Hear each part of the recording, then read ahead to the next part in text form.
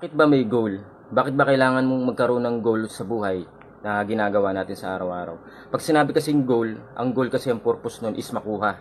Okay, yung target naman, ang purpose naman ng target is ma-hit mo. So in the long run, kapag kinukuha mo yung goal mo, sobrang dami ng pagdadaanan mo. Bakit? Bakit kailangan mong pagdaanan nyo? Kasi yun yung grow.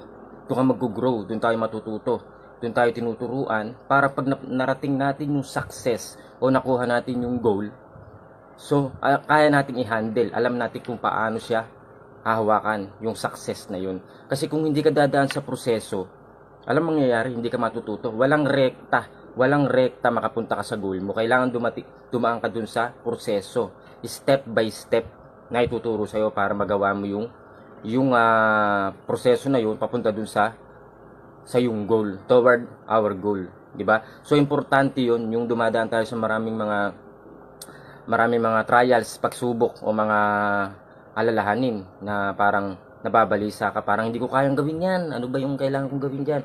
Is a long process, hindi isang iglap lang andun ka na sa success. Kailangan mong paghirapan, kailangan mong gumawa ng bagay na mapapractice ka, masasanay tayo araw-araw, everyday, i-apply natin yung mga learnings toward sa ating goal.